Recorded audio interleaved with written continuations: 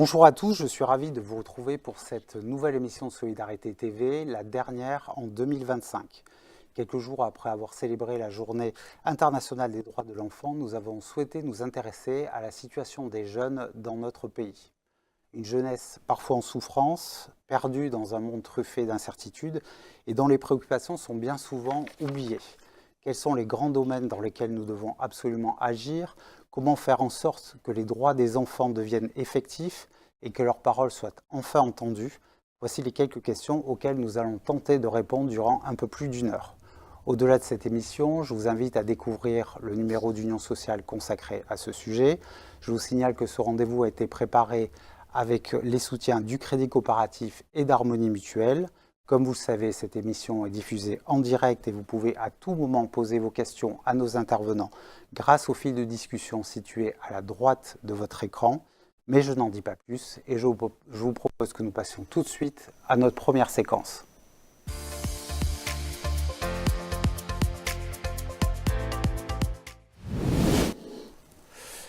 La pauvreté des enfants ne cesse de gagner du terrain dans notre pays et les chiffres qui le prouvent parlent d'eux-mêmes. Ainsi, selon les dernières données de la Dynamique pour les droits de l'enfant, un ensemble d'ONG dont l'UNIOPS fait partie, 600 000 enfants supplémentaires ont basculé dans la pauvreté ces dernières années, passant à 3 millions, soit un enfant sur 5. Comment changer cette situation intenable? Quel bilan de l'action publique sur ce sujet?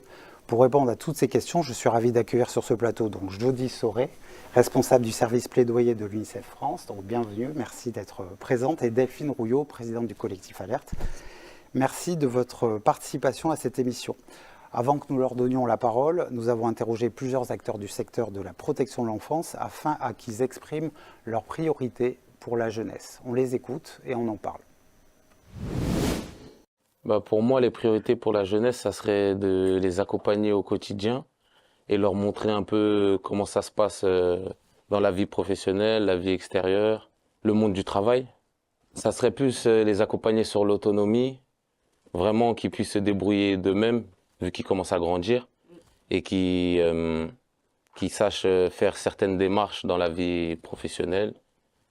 Comme ça, au quotidien, ils n'auront plus besoin de nous et qu'ils savent se débrouiller tout seuls. Alors pour moi, la priorité pour les jeunes dont on s'occupe, c'est l'insertion dans le milieu ordinaire. Les priorités, selon moi, pour la jeunesse aujourd'hui, c'est l'intégration dans la société et puis leur faire acquérir des valeurs de base, quoi.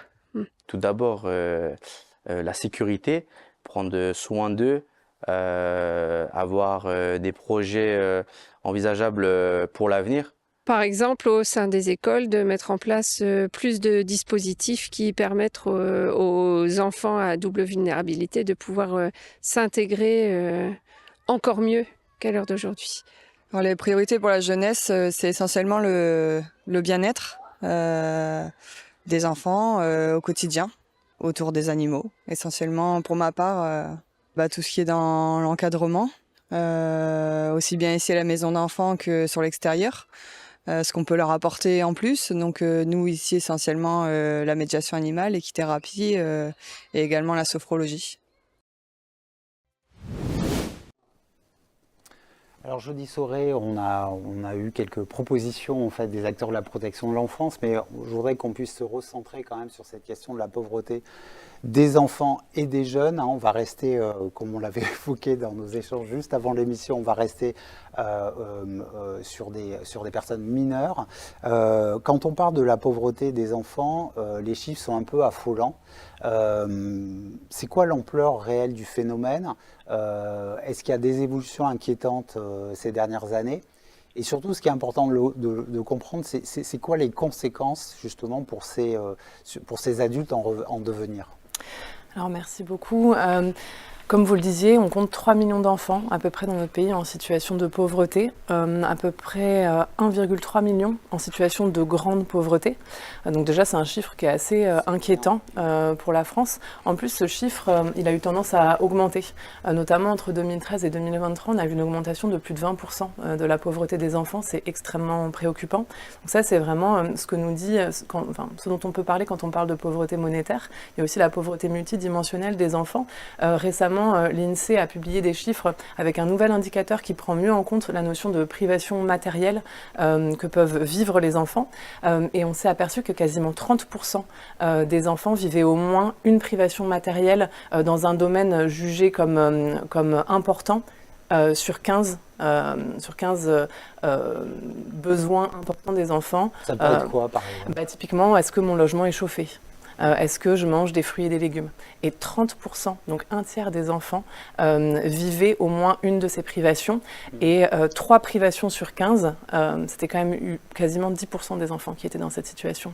Donc c'est vraiment quelque chose qui est extrêmement important. Alors voilà, on arrive à qualifier la pauvreté monétaire, la pauvreté multidimensionnelle, mais il faut bien voir aussi qu'il y a des enfants qui vivent dans des situations de très grande pauvreté et qui sont marginalisés. Je pense notamment à la situation, par exemple, des mineurs non accompagnés, qui sont souvent dans une situation de telle pauvreté que bien souvent on les retrouve à vivre à la rue, à n'avoir pas droit à une protection, à être aussi l'objet du coup de trafic en tout genre. Donc c'est une inquiétude très importante qu'on a à leur endroit. Et puis aussi, je pense parler des enfants sans abri, puisque dans notre dernier baromètre publié en septembre, on s'est aperçu qu'à la veille de la rentrée, plus de 2000 enfants qui avaient sollicité le 115, dont la famille avait sollicité le 115, avaient fini par dormir à la rue. Je voudrais quand même rappeler que dans notre pays, il y a des enfants qui meurent à la rue. Donc c'est extrêmement préoccupant. On a notamment un enfant de moins d'une semaine qui est mort en 2024 à la rue. Donc voilà, c'est quand même une situation extrêmement grave dont on parle aujourd'hui. Très bien, merci beaucoup.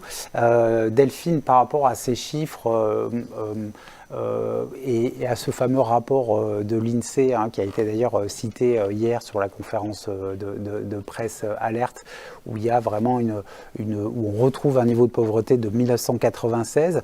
Est-ce que la situation des enfants suit cette tendance-là? Et je vais préciser peut-être ma question, parce que quand on avait préparé ce rendez-vous aussi, vous m'aviez dit qu'il faut peut-être, à la place de parler de la pauvreté des enfants, il faut parler des enfants grandissant dans des familles pauvres. Est-ce que vous pouvez nous préciser la nuance et revenir peut-être sur la tendance globale, effectivement, d'augmentation de la pauvreté et l'impact que ça a sur les enfants? Oui, merci beaucoup de l'invitation. Peut-être, effectivement, l'augmentation de la pauvreté des enfants, en fait, elle est le reflet de l'augmentation de la pauvreté générale dans le pays. Et les statistiques de l'INSEE que vous citiez à l'instant, elles ont été publiées cet été et elles montrent qu'il y a 650 000 personnes de plus qui ont basculé dans la pauvreté pour la seule année 2023. Donc on est vraiment, de manière générale dans notre pays, dans une forme de précarisation accrue de la population française. Mais ce qu'il faut voir, c'est que le taux de pauvreté moyen en France, il est à 15,4% et le taux de pauvreté des enfants, il est plutôt autour de 22-23%. Donc en fait, le pourcentage d'enfants qui vivent dans la pauvreté est supérieur au pourcentage de personnes de manière générale. Donc on a très significativement un enjeu spécifique sur la pauvreté des enfants. Et peut-être pour répondre à votre deuxième question, en fait, il faut arriver à distinguer la pauvreté des parents et la pauvreté des enfants en se rendant compte qu'en réalité, il faut qu'on arrive à répondre aux deux.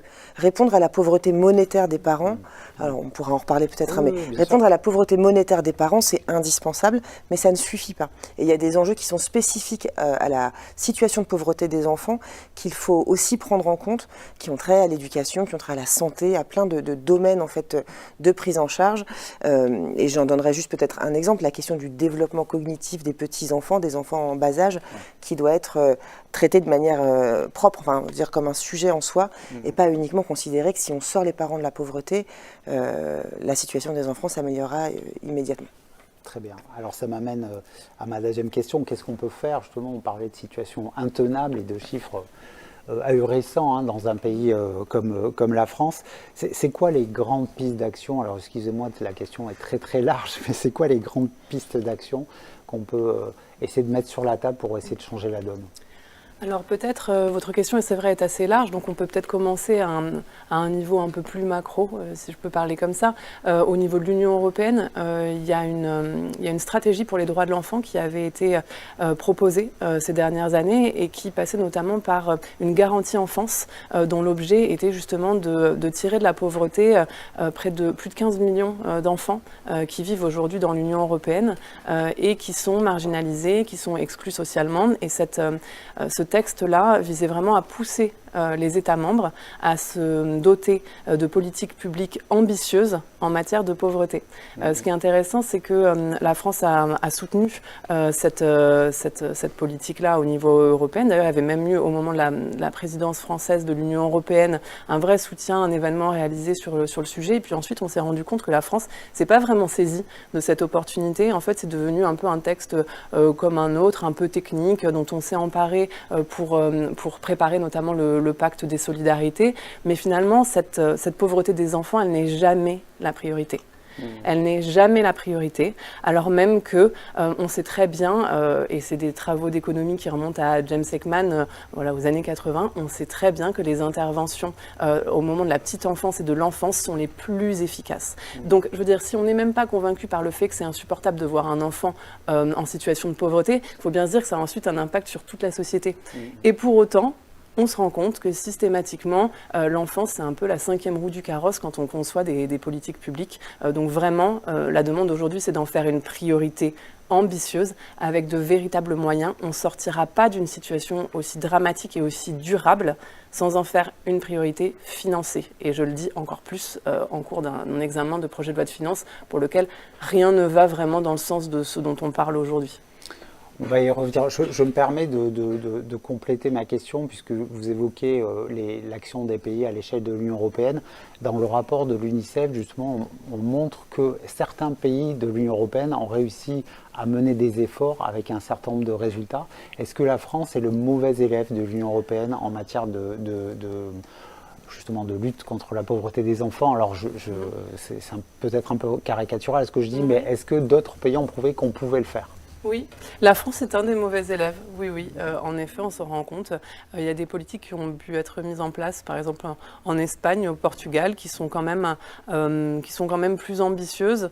Je vous dis, je pense qu'il faut vraiment regarder cette situation en face et se doter des moyens pour y répondre. Et on parle vraiment de la pauvreté que connaissent, on va dire, les enfants, mais qui peut affecter leur vie un peu au quotidien sans pour autant qu'ils se sentent au jour le jour des enfants pauvres. Et puis on parle aussi des enfants qui sont vraiment marginalisés, qui sont exclus socialement. Et là, on en revient à ce chiffre que je citais tout à l'heure, plus de 2000 enfants qui dorment à la rue la veille de la rentrée scolaire. Donc je veux dire qu'il faut des mesures qui bénéficient en fait à l'ensemble des ménages, parce qu'il y a beaucoup de ménages qui sont aussi à risque de tomber dans la pauvreté aujourd'hui. Et peut-être que Delphine pourra en dire davantage sur la situation actuelle et les risques qui pèsent sur les familles. Mais je veux dire qu'on a aussi des enfants qui aujourd'hui vivent une situation qui ne devrait pas durer une minute de plus, et pour autant, elle dure, et elle dure déjà depuis un certain nombre d'années, puisque des baromètres, on en est déjà au 5e, et en fait, on voit qu'il y a une augmentation forte dans les chiffres. Systématiquement, tous les ans, on a davantage d'enfants qui dorment à la rue. Tout à fait. Alors justement, dans le domaine des solutions, puisque la France est le mauvais élève, qu'est-ce qu'on pourrait faire? Qu'est-ce qu'il faudrait mener comme politique? Est-ce qu'il faut mener effectivement des politiques ciblées vers les fameuses familles où les enfants très exclus? Ou est-ce qu'il faut avoir des politiques plus globales? Voilà, il faut les deux. Il faut évidemment les deux. Il y a des mesures d'urgence. Enfin, je veux dire, aujourd'hui, entendre qu'il y a 2000 enfants qui dorment à la rue, ça appelle une réponse en fait simple. C'est-à-dire que ça appelle une réponse d'ouverture de places d'hébergement avec priorisation des familles qui ont des enfants. Aujourd'hui, il y a quand même des préfectures ou des départements dans lesquels les services du 115, vous savez, ou le numéro qu'on appelle quand on n'a pas de solution d'hébergement, où on s'entend dire que parce que l'enfant a plus de 3 ans, en fait, la famille n'est pas prioritaire pour un hébergement. Ça, c'est des arbitrages qui sont liés à un manque criant de places d'hébergement d'urgence et au fait qu'il faut qu'on arrive à adapter notre capacité d'accueil et de solution d'urgence à la réalité des besoins dans certains territoires. Donc voilà, donc il y a des solutions en fait qui ne dépendent que d'un sujet de volonté politique. Et puis après, donc ça je vous donne un exemple, et puis après il y a évidemment des solutions de plus long terme. Tout à l'heure je vous disais très rapidement que la pauvreté des enfants, ça a un impact sur leur santé. Quand vous voyez l'augmentation, l'explosion des problématiques d'obésité chez les enfants et chez les enfants pauvres en particulier, en fait il faut prendre la mesure du fait que si on ne permet pas aux familles, pour le coup, de nourrir les enfants correctement dès la petite enfance, de leur donner à la fois des habitudes alimentaires mais aussi des produits de qualité en fait, on les installe dans des situations sanitaires qui vont avoir des impacts pour toute leur vie. Parce que l'obésité, c'est du diabète, c'est une absence de pratique sportive, c'est des problèmes cardiaques, c'est toute une série de choses qui sont très problématiques. Donc il y a des... Enfin, peut-être pour reprendre un petit peu ce que disait Jody, investir dans la pauvreté des enfants, c'est-à-dire en fait se rendre compte qu'il faut mettre des moyens très tôt sur les questions d'hébergement, de logement évidemment, de précarité énergétique, sur les questions par exemple aussi de taille des logements. Vous avez des familles qui vivent à 5-6 dans un appartement de 2-3 pièces.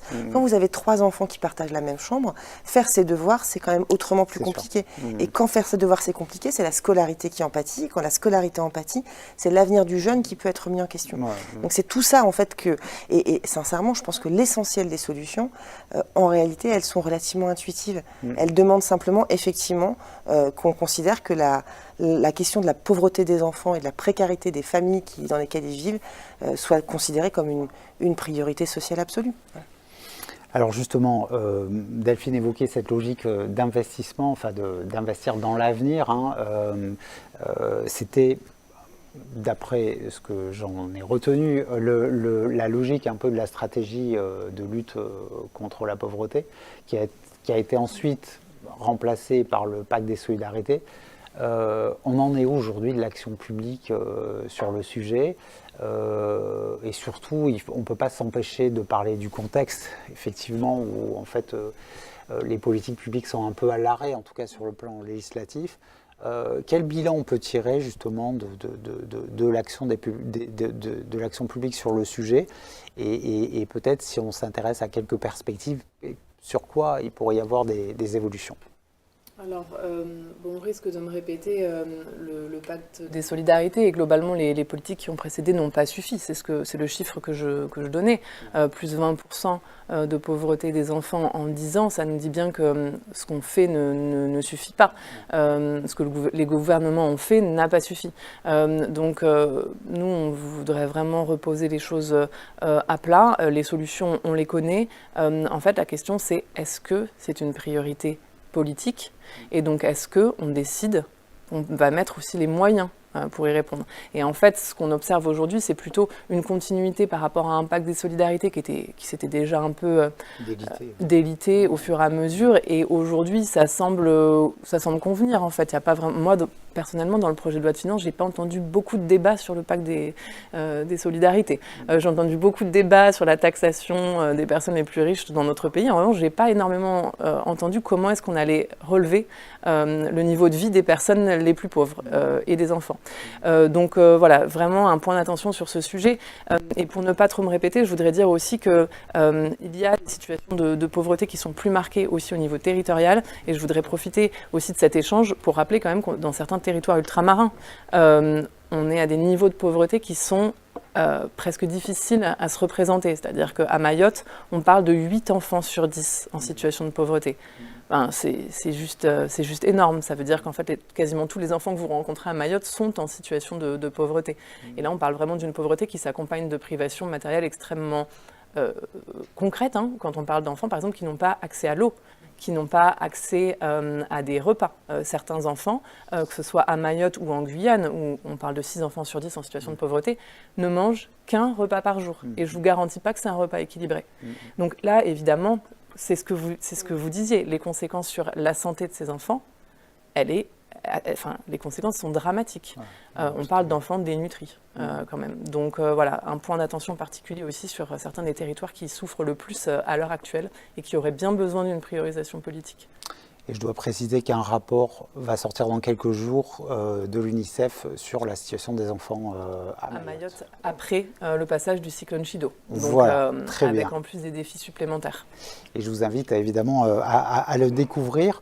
Si on poursuit cette réflexion sur l'action des pouvoirs publics, alors j'ai bien compris que le bilan n'était pas forcément reluisant. Est-ce qu'à votre avis, alors il y a 2 questions moi, que je voulais vous poser, en tout cas deux pistes. Effectivement, est-ce que le contexte actuel est vraiment nous place dans l'impossibilité d'envisager quoi que ce soit sur le terrain des politiques publiques, parce qu'on ne peut pas faire l'impasse de tout ça. Et puis, on l'évoquera dans la séquence suivante, sur la question la protection de l'enfance. Mais énormément d'organisations aussi demandent la création d'un véritable ministère de l'enfance. Est-ce que, à votre avis, la création de ce ministère, ça sera peut-être la première question que je vous poserai, ça peut avoir un impact, ça peut décliquer vers quelque chose, et pour qu'on ait une vraie stratégie de lutte contre la pauvreté des enfants, ou est-ce que ça concerne simplement la question de la protection de l'enfance? Non, mais ce qui est certain, c'est que ce n'est pas parce qu'on crée un ministère qu'on résout le problème de pauvreté des enfants. Je pense que si toutes les organisations de la société civile, si tout le monde s'est mobilisé pour réclamer la création, le retour plutôt d'un ministère, parce que ça a existé, ça a été supprimé, c'est parce qu'au-delà de la dimension symbolique, ça disait quelque chose de la dépriorisation du sujet. C'est le même sujet avec le droit des femmes. Quand il y a des ministères de plein droit sur le droit des femmes, en fait, ça dit quelque chose de la manière dont le gouvernement envisage ces questions-là. Donc je pense que c'est pour ça que c'est important, effectivement. Alors l'UNICEF est beaucoup mieux placé que moi pour le porter, mais c'est une évidence pour nous que sur des sujets aussi importants, aussi transversaux, qui concernent tant de politiques publiques, avoir un interlocuteur de haut niveau qui siège au Conseil des ministres toutes les semaines, qui quelque part a une légitimité, dont la parole est légitimée, c'est fondamental. Après, moi je voudrais aller un petit peu plus loin sur la question de est-ce que la période permet ou pas de faire des choses. Quand on a un projet de loi de finances qui prévoit de ne pas revaloriser les allocations familiales, qui prévoit de diminuer les ressources des conseils départementaux qui sont les chefs de file de l'action sociale et notamment de l'aide sociale à l'enfance, qui prévoit de ne pas revaloriser tous les minima sociaux qui sont souvent les ressources des parents, des enfants vivant dans la pauvreté. En fait, bien évidemment qu'on est dans une période, c'est pas qu'on ne peut rien faire, c'est qu'on est confronté à des interlocuteurs politiques, en l'espèce, qui décident de ne pas prioriser sur ces questions-là. Et en fait, ce que nous, on essaye de dire et de répéter très fortement, c'est que ces mesures de gel des prestations sociales et des allocations diverses et variées, c'est la pauvreté de demain qu'on est en train d'écrire. Quand on gèle les prestations, on sait très bien, mécaniquement, que l'année suivante, le nombre de pauvres augmente encore dans le pays. Et qu'en réalité, quand on vient de vous expliquer à quel point il fallait au plus vite sortir les enfants de la pauvreté pour éviter l'espèce d'effet boule de neige et d'aggravation de leur situation, ce qu'on essaye de porter auprès des décideurs publics, c'est l'inconséquence de leurs décisions. Et le fait que la priorisation à très court terme de certains sujets aura, pour l'ensemble de la société française, pour notre système de soins, pour notre système d'aide sociale à l'enfance, pour notre système d'éducation, l'école, tout ça va pâtir en fait de cette situation-là. Voilà. Il y aura des impacts des années plus tard, et voire même un coût peut-être supplémentaire et des coûts générationnels. Je vous remercie beaucoup. On va prendre une première question internaute. Alors, c'est une question de Linda. La voix des jeunes en situation de pauvreté ne mérite-t-elle pas d'être plus entendue? Alors, peut-être je vais me tourner vers Jody Soré pour évoquer cette question. J'ai en tête ce qui a été mené, on l'évoquait juste avant l'émission, sur le travail qui a été mené dans le cadre de la Convention citoyenne sur les temps de l'enfant, mais aussi le fameux rapport du CESE sur la santé mentale des jeunes. On va en parler en troisième partie d'émission. Est-ce que ça, c'est des signes encourageants en termes de participation, et pourquoi c'est si important d'entendre la voix des jeunes quand on envisage les politiques publiques qui les concernent? Je suis désolé, j'enfonce un peu une porte ouverte, mais des fois, ça vaut le coup de le rappeler. Oui, merci beaucoup pour cette question. C'est un sujet sur lequel on travaille énormément à l'UNICEF parce que la participation des enfants aux décisions qui les concernent est un droit qui est présent dans la Convention des droits de l'enfant. Et pourtant, on constate quand même que ça passe un peu pour le dernier des droits, en fait. Bon, déjà, il faut que les enfants y mangent, qu'ils aillent à l'école, qu'ils soient protégés idéalement. Bon, et après, on verra si on a le temps de leur demander leur avis sur ce qui les concerne. Je caricature à peine, très honnêtement. Depuis quelques années, on on a beaucoup porté de messages en faveur de la participation des enfants. Et nous et d'autres, hein, évidemment, on ne s'accorde pas tout le mérite. Mais en tout cas, on constate qu'auprès des pouvoirs publics, il commence à y avoir une prise de conscience importante. C'est vrai que le CESE a été assez remarquable en travaillant avec des enfants, notamment sur la vie, sur la santé mentale, qui a été rendu en octobre. Là, de nouveau, dans le cadre de la Convention citoyenne, ça va vraiment dans le bon sens. Je voudrais juste dire que parfois, quand on veut entendre les premiers concernés, il faut aussi pouvoir travailler avec des enfants qui sont dans la situation sur laquelle on travaille spécifiquement. Aujourd'hui, on parle de la pauvreté. Travailler avec des enfants en situation de pauvreté. En situation de pauvreté extrême, ça représente encore un défi supplémentaire parce que ce sont des enfants qui sont très vulnérables, qui sont parfois plus difficilement accessibles même pratiquement. Et puis souvent c'est à eux qu'on pense encore moins à donner la parole. Donc je voudrais juste peut-être vous parler d'un exemple récent dans le cadre de notre plaidoyer sur les questions d'accès à l'hébergement et au logement. On a travaillé avec le SAMU social de Paris à la tenue d'un focus group, donc d'un groupe de discussion avec une quinzaine de jeunes adolescents entre 11 et 16 ans et on leur a demandé ce qu'était leur expérience de la pauvreté. Ces jeunes-là, donc, ils étaient en centre d'hébergement d'urgence et à l'hôtel. Et ces jeunes-là, ils nous ont parlé de ce qu'était la réalité de leur vie, parce qu'on le disait, la pauvreté des enfants, c'est pas la même pauvreté que celle des adultes. On ressent pas la même chose quand on est un enfant en situation de pauvreté et quand on est un adulte en situation de pauvreté. Et donc, ils nous ont parlé de leur situation, et puis on a travaillé sur des recommandations très intéressantes, et je peux vous en lire quelques-unes, parce qu'elles nous disent aussi, en fait, tout simplement ce que c'est que de vouloir juste pouvoir être un enfant, en fait, quand on est dans ces situations-là. Ils ont demandé à ce qu'on puisse garantir à chaque enfant à avoir son propre lit. Donc en creux, on imagine qu'il y a des enfants aujourd'hui qui sont hébergés et qui n'ont pas accès à leur propre lit. Ils voudraient qu'on recrute du personnel qui sait et aime travailler avec des enfants. Donc en creux, je vous laisse imaginer ce que ça veut dire aussi de leur expérience. Ils nous parlent de besoin que ces centres d'hébergement soient aussi dans des quartiers qui sont sécurisés, agréables et proches des écoles. Parce qu'en fait, c'est un vrai défi aussi de continuer sa scolarité quand on va de centre d'hébergement en centre d'hébergement. Ouais. Permettre l'accès à des espaces de jeu extérieurs. Donc en fait, ces enfants-là, en creux, dans leur demande, ils demandent juste à pouvoir être des enfants, y compris et malgré le fait qu'ils vivent en situation de pauvreté extrême. Et je voudrais juste vous dire qu'après ces focus group, on est allé rencontrer des parlementaires à l'Assemblée nationale. Alors la bonne nouvelle, c'est quand même qu'on a eu plus de parlementaires que quand on a des grands représentants de l'UNICEF qui se déplacent. Donc voilà, c'était extrêmement bien pour nous de voir que tant de parlementaires se sont déplacés pour rencontrer les enfants. Maintenant, on leur demande d'agir concrètement pour que ces recommandations-là, elles deviennent concrètes et que ça change effectivement la vie de ces enfants. Merci beaucoup. Juste un petit mot sur cette question globale de la participation. Là, on évoque la participation des enfants. Dans le secteur de la lutte contre l'exclusion, on donne déjà la parole aux personnes en situation d'exclusion. Il y a énormément d'initiatives qui sont prises. Est-ce que finalement, si on regarde un peu l'avenir, s'inspirer, écouter les personnes directement concernées, est-ce que c'est pas ça aussi qui peut commencer à faire bouger les choses, c'est-à-dire donner plus de visibilité? Alors ma question est peut-être un peu naïve, mais est-ce que tout ça, ça peut contribuer aussi à faire bouger un peu plus les politiques publiques sur tous ces sujets? En fait, ça doit y contribuer. C'est-à-dire que quand on écoute ce que disent les enfants à l'UNICEF, c'est émouvant, c'est juste. Et quelque part, on a juste envie de se dire, en fait, la feuille de route, elle est quand même assez simple. La difficulté, c'est que derrière, les changements ne suivent pas.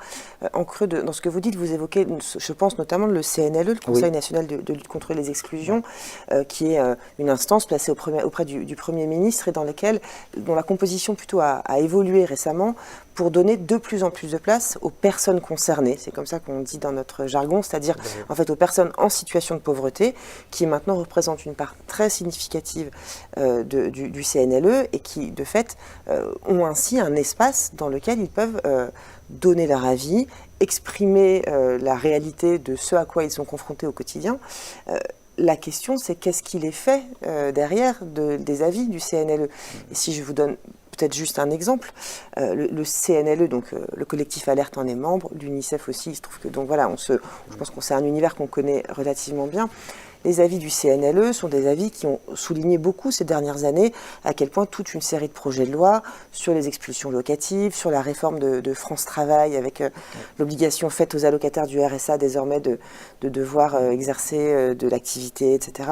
Et avec des mesures de sanctions très, très, très dures derrière, le CNLE a rendu des avis très sévères en expliquant à quel point il savait que ça allait sans doute précariser encore la situation, par exemple, des allocataires du RSA. Le gouvernement reçoit ces avis et n'en fait rien. Donc, c'est évidemment fondamental de donner davantage la parole aux personnes concernées. C'est aussi important de réfléchir les politiques publiques à l'aune de leur impact sur les personnes les plus pauvres.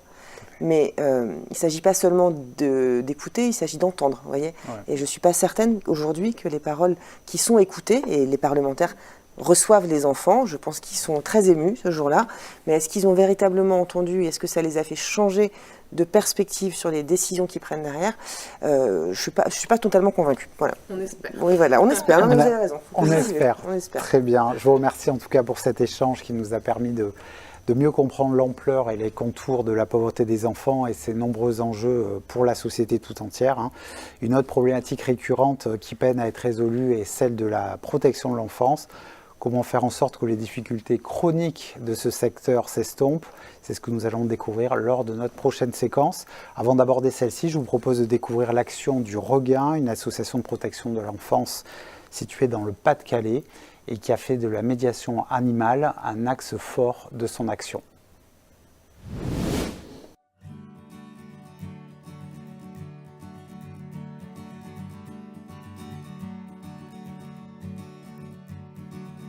L'association Le Regain, c'est une association qui est basée dans le Pas-de-Calais. On accueille aujourd'hui 131 places dédiées à la fois à l'internat et au service de milieu ouvert. En réalité, c'est 170 enfants en moyenne qu'on accompagne tout au long de l'année. Et durant ce placement, en fait, on met tout en œuvre pour que ces jeunes puissent retrouver une vie à peu près normale. Voilà. Le placement conduit à un traumatisme de séparation et donc de réelles difficultés, notamment dans le rapport à soi et au rapport aux autres. Perte de confiance, des difficultés aussi à faire confiance à l'adulte. Donc ça aussi, c'est des éléments qu'il faut prendre en compte. Des conséquences liées à la scolarité, donc un décrochage scolaire aussi assez important, et aussi des réactions en termes de santé, à la fois santé physique, mais aussi surtout la santé psychique, pour prendre en compte. Donc ça peut s'observer sur des formes de dépression ou allant jusque des troubles du comportement aussi. La question de la médiation animale, c'est vraiment une thérapie qui est salutaire pour l'ensemble des jeunes, notamment sur la gestion des émotions, et aussi la gestion de l'agressivité. Voilà, l'approche autour d'un animal, prendre soin d'un animal, en fait, ça procure à la fois des effets positifs et aussi qui sont transférables dans d'autres lieux, en internat, au niveau de la scolarité, l'acceptation d'une situation insatisfaisante, débuter une démarche de résilience. Donc c'est vraiment une dimension qu'il faut prendre en compte.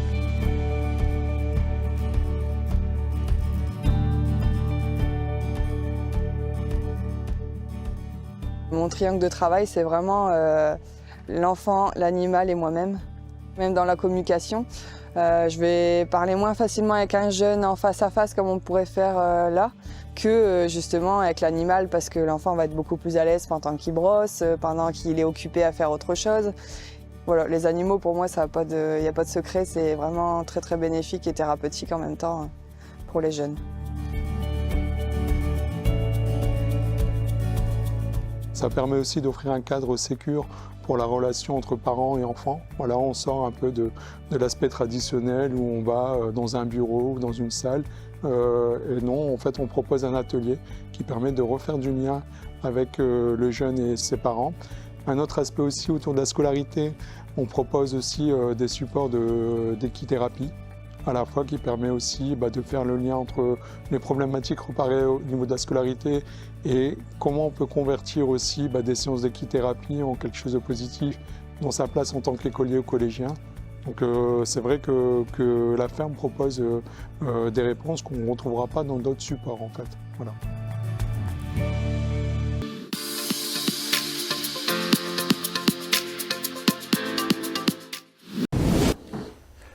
Alors malgré la multiplication des rapports officiels et des enquêtes parlementaires, la situation de la protection de l'enfance est toujours aussi catastrophique. impactant la qualité de vie au travail des professionnels évidemment, mais surtout l'efficacité de la réponse aux jeunes les plus fragiles. Quelles sont les solutions pour sortir de l'impasse ? Comment faire en sorte que l'État et les départements tiennent enfin leurs engagements? Pour débattre du sujet, je suis ravi d'accueillir Cathy Lemoigne, présidente de la commission France Famille Jeunesse de l'UNIOPS, qui est bien connue. Merci Cathy d'être présente. Et Aniela Lamnawar, membre du collectif Les Oubliés de la République, un comité d'enfants placés constitué à l'occasion de l'enquête parlementaire sur les défaillances de la protection de l'enfance. Donc merci à toutes les deux d'avoir accepté de participer à cette discussion sur ce très vaste sujet de la protection de l'enfance, un secteur qui va mal. Cathy, est-ce que, pour replacer un peu le panorama de l'état du secteur, est-ce que vous pouvez nous expliquer un peu quels sont les grands facteurs qui vont véritablement dégrader ce secteur de la protection de l'enfance? Il y en a tellement, je suis désolé de cette question très globale, mais au moins avoir quelques facteurs en tête principaux. Alors on va essayer de faire quelque chose d'un peu phare et qui va donner des crans à la difficulté qu'on rencontre. Ouais. Merci tout d'abord pour cette invitation. Un des premiers éléments, et puis ça rejoint ce qui s'est dit juste avant nous, c'est l'inaction des politiques publiques et quelque chose qui nous sidère. Du côté mais au fond, avec toutes les alertes qu'il y a eu, et il y en a eu et depuis des années, rien ne bouge et voire ça continue de se dégrader. Donc un des éléments et un des facteurs, c'est l'inaction.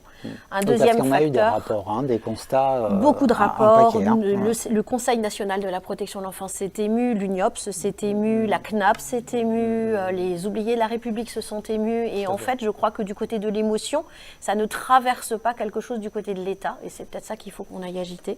Un deuxième élément, c'est les droits des enfants. Alors, tu le disais tout à l'heure, Antoine, la question de la Convention internationale des droits d'enfants, pourtant ratifiée, massacrée, parce qu'aujourd'hui, elle est piétinée au sens où on dézone complètement de l'application des droits. Donc ça, c'est un des facteurs qui continue de se dégrader. Et tant qu'on appellera aux droits et qu'ils sont ineffectifs, nous continuerons de nous dégrader, parce que le droit doit garantir un périmètre.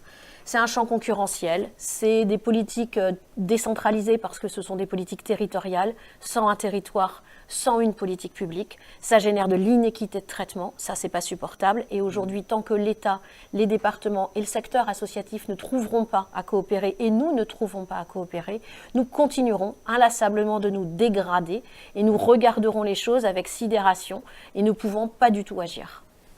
Très bien. Aniela, le constat est très dur, mais malgré tout réaliste. Est-ce que parmi ces grands facteurs, notamment cette question de l'inaction, d'un décalage de plus en plus grand entre les droits affichés et leur application, est-ce que vous partagez tous ces constats? Est-ce que vous voyez d'autres grands facteurs qui viennent vraiment fragiliser le secteur? Oui, je pense qu'au-delà du désengagement qu'on voit clairement, on a évoqué tout à l'heure dans la séquence précédente la question du ministère, la symbolique et le poids politique aussi que représente sa perte finalement, c'est une politique publique qui ne l'intéresse pas. Voire la protection de l'enfance n'est même pas considérée comme une politique publique dans son traitement. Donc on le voit avec le ministère, mais on le voit aussi dans l'application, dans les projets de loi qui sortent, sans réelle mesure d'application derrière, sans réelle concertation avec le terrain et les besoins qui sont là. C'est surtout la question des besoins aujourd'hui. Un élément qui est important aussi de rappeler, c'est que en ce moment, on est ces dernières années, face à un phénomène qui est nouveau, c'est l'augmentation des besoins de placement, de protection des enfants, avec derrière des mesures qui ne peuvent pas être appliquées. Donc on a conscience, on sait, on fait tout le process de mise en protection de l'enfance, mais derrière, on n'a rien pour réellement placer l'enfant parce qu'il n'y a plus de place. Ou des retards. Exactement. Il y a eu plusieurs affaires où l'enfant était en danger et on a attendu 6 mois avant de trouver une mesure, et ces retards sont... avant de pouvoir rendre effective la mesure. Ouais. Au-delà d'être administratifs, ils sont dramatiques parce que derrière, nous avons des enfants qui décèdent, dont on sait qu'ils étaient nécessiteux d'une protection de l'enfance. Ouais. Donc aujourd'hui, on est face quand même à des chiffres et à un constat qui est plus qu'alarmant, partagé par l'ensemble des acteurs, même au niveau des politiques. Je pense que les parlementaires, notamment, ont en tête cette priorité. Maintenant, c'est qu'est-ce qu'on fait ? Et c'est là où on a besoin d'action, on a besoin de cohérence aussi entre les effets d'annonce qu'on développera, je pense, par la suite sur les projets de proposition de loi notamment, et la réelle application et surtout protection des enfants de notre pays. Très bien. Malgré tout, si on devait se dire, voilà, il faut prendre 3-4 mesures très urgentes, qu'est-ce qu'il faudrait faire aujourd'hui? C'est très difficile quand on voit une immense montagne de se dire par où on va commencer, parce que vraiment l'édifice est énorme. Mais s'il y avait 2-3 mesures comme ça à décider rapidement, sur quoi il faudrait mettre le paquet? Alors, quand bien même on est des gens raisonnables sur l'utilisation des fonds publics, il faut quand même des moyens. C'est-à-dire vraiment fixer une ambition à l'aune des moyens. Alors, il n'y a pas que les moyens budgétaires, il y a aussi les moyens humains. Il y a considérer, mais considérer, c'est rémunérer. Donc, on retourne aux moyens, mais je pense que c'est vraiment le maître mot. Quand bien même il faille aussi une réforme profonde en matière de protection de l'enfance, mais de la même façon, une réforme qui comprend de là où on en est pour avoir une politique aussi prospective. C'est-à-dire qu'aujourd'hui, on a un déficit de vision. Non seulement on a un déficit d'ambition, mais on a aussi un déficit de vision. Donc si on veut aujourd'hui se sortir de l'ornière dans laquelle on est, c'est déjà se dire qu'est-ce qu'on vise comme amélioration. Est-ce que déjà on agit sur les troubles en lien avec les traumas vécus sur l'enfance? Est-ce que on requalifie le secteur? Parce qu'aujourd'hui, faute de budget, on a déqualifié les professionnels. Donc est-ce qu'on réinvestit dans de la formation? Est-ce qu'on réengage du collectif? Est-ce qu'on réussit à réarmer? Parce que c'est aujourd'hui un mot très à la mode. Est-ce qu'on est en capacité de réarmer un certain nombre de choses en matière de coopération territoriale? Est-ce qu'aujourd'hui on peut dire que les solidarités ne sont pas à vendre et que nécessairement le champ du lucratif ne peut pas entrer dans les solidarités et encore moins en matière de protection de l'enfance? Donc il y a à la fois des choses à faire et il y a à la fois des choses à barrer, à interdire, et il y a des promesses qui doivent être tenues. Elles peuvent être simples, mais il faut qu'elles soient tenues et c'est urgent parce que la qualité aujourd'hui n'y est plus et la dimension de protection ne devient plus qu'un énoncé du discours. Dans un État comme le nôtre, je trouve que ça pourrait concourir à un peu de honte si on ne continue pas, si on n'agit pas, mais si on continue de ne pas vouloir regarder ce qui est en face de nous. Et oui, et puis tout ça, ça conduit à une espèce de crise de confiance aussi envers l'institution tout entière et notre système de protection de l'enfance. Est-ce que vous, Aniela, vous rejoignez cette idée que au-delà des mesures, parce que je trouve ça très intéressant comme analyse de considérer que certes, il y a des mesures peut-être à prendre rapidement et peut-être sur un terrain financier ou de la gouvernance, on pourrait trouver des pistes d'action rapides, mais il y a aussi cette idée de retrouver un cap. On a l'impression qu'on n'a plus de cap. Ça rejoint votre observation sur le défaut du ministère de l'Enfance. Peut-être que s'il n'y a pas de ministère, donc il n'y a pas véritablement de cap politique. Est-ce qu'on a besoin de ça, de cette vision un peu plus lointaine en définitive? Je suis extrêmement d'accord et j'irai encore plus loin. C'est impossible aujourd'hui de continuer à dire aux enfants, notamment sur la question des violences sexuelles, parlez, il faut que vous parliez, il faut en finir avec le silence et la honte doit changer de camp. On le voit avec Betaram, on le voit malheureusement avec les derniers faits dans le périscolaire parisien. La protection de l'enfance, elle touche tous les secteurs et elle touche l'entièreté de notre société. Donc aujourd'hui, la nécessité, c'est aussi d'accompagner et d'être à la hauteur des enfants qui ont ce courage immense de parler et de parler partout parce que malheureusement, le problème est partout. Si le problème, il est partout dans tous les secteurs, tous les milieux, c'est aussi parce qu'aujourd'hui, on est dans un pays qui ne protège pas suffisamment et du coup c'est un terrain propice à ce qu'on ait des agresseurs qui viennent dans les milieux qui sont proches des enfants forcément.